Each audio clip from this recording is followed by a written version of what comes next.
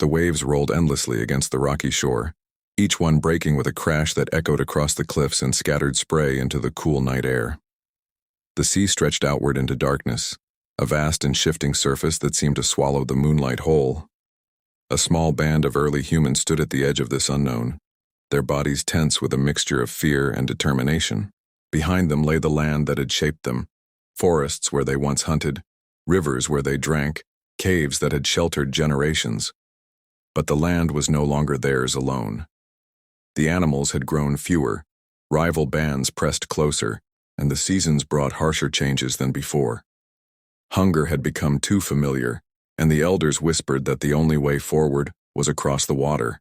The rafts that lay ready on the shore were crude but born of ingenuity.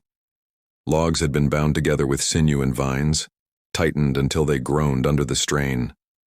Gaps were sealed with resin, sticky and strong, to keep the water from seeping through. Each craft swayed with the rhythm of the tide, as if testing its own strength before the journey. Around them, baskets of dried meat, roots, and fruits were set down carefully. Bundles of tools, sharp stone flakes, bone needles, and simple hammers, were tied together with strips of hide. Fire, the most precious of all things, was wrapped tightly in layers of animal skin. Embers glowing faintly inside kept alive so it might be reborn when they reached land again. The people moved silently, their voices caught in their throats. There was no need for words. Every face reflected the same fear and the same resolve.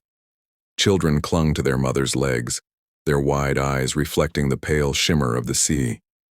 The men and women who would steer the rafts gripped long poles, their knuckles white, testing the weight in their hands.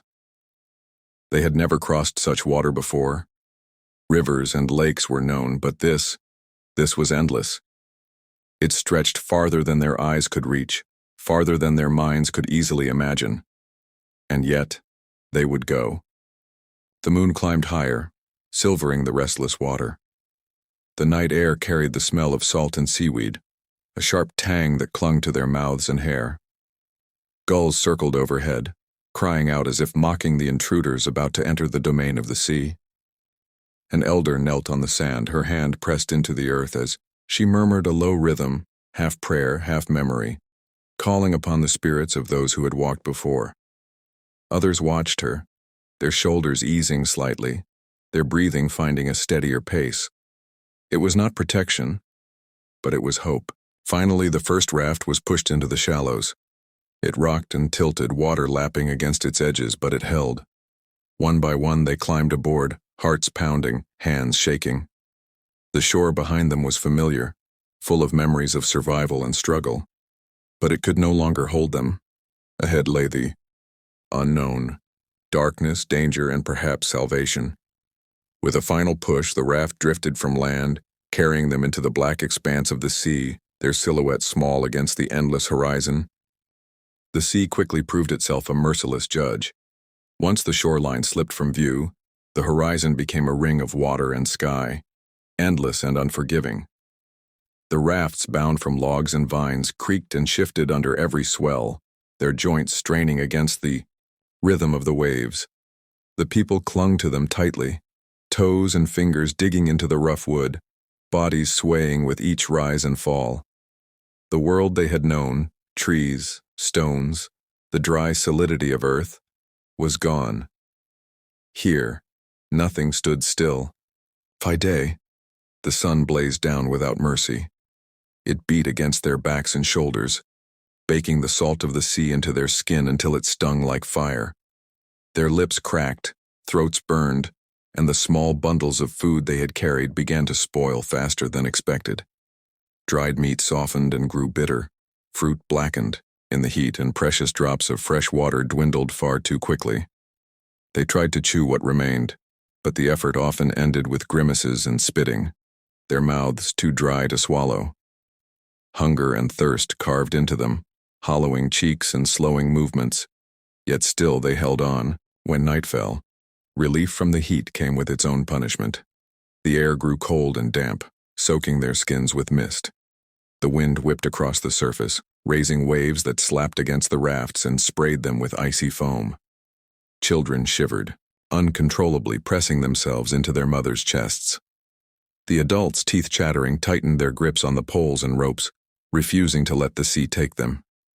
In the darkness, the water seemed alive, groaning and roaring beneath them, as if it sought to pull them into its depths. Sometimes the sea lashed out suddenly. Waves taller than a man rose without warning, crashing over the rafts and nearly sweeping them away. The people shouted, voices torn raw by fear, as they bailed water frantically with hollowed gourds, passing them hand to hand. When one raft split apart its bindings, weakened by the constant pounding, those aboard leapt desperately toward the others, dragging themselves aboard with raw, bleeding hands. Not all made it, and the cries of those lost echoed across the water until they were silenced by the sea. Yet there were signs that guided them onward. Birds appeared overhead, flying low and purposeful, their wings flashing in the sun before vanishing again into the distance. Seaweed drifted past in tangled mats, proof that land was somewhere near, even if hidden, beyond sight. At night, the stars spread wide above them, fixed and unchanging where the sea was never still. Some among them raised their eyes to those lights, finding direction, comfort, and a faint hope. Exhausted, battered, and hungry, they pressed forward. Every moment was a struggle between surrender and survival, but the will to endure burned stubbornly within them. The sea tested them, threatened to break them, yet still they clung to the rafts, whispering to themselves and to one another that land must come. Somewhere beyond the horizon there had to be a place where their children could walk on solid ground again. At dawn, the horizon shifted. What first seemed like a trick of light slowly sharpened into a dark, solid line against the glowing sky. Land.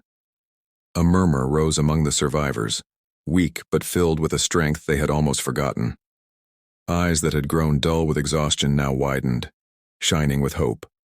Arms ached from rowing, bodies trembled from hunger. Yet when the distant shore revealed itself, energy surged through them as if the earth itself was calling them home. The smell of salt was soon joined by something new, damp soil, the green breath of plants carried on the wind. It was a scent they had not known for endless days and nights upon the water, and it filled their lungs like a promise. As the rafts scraped against the shallows, the people stumbled into the surf, collapsing onto sand and stone. Some wept, pressing their faces into the ground. Others laughed hoarsely, voices breaking under the weight of survival. Behind them the sea roared, still claiming the lives of those lost to its depths. But ahead lay fresh earth, water to drink, and the possibility of beginning again. They had endured, and with each breath they carved a future beyond the horizon.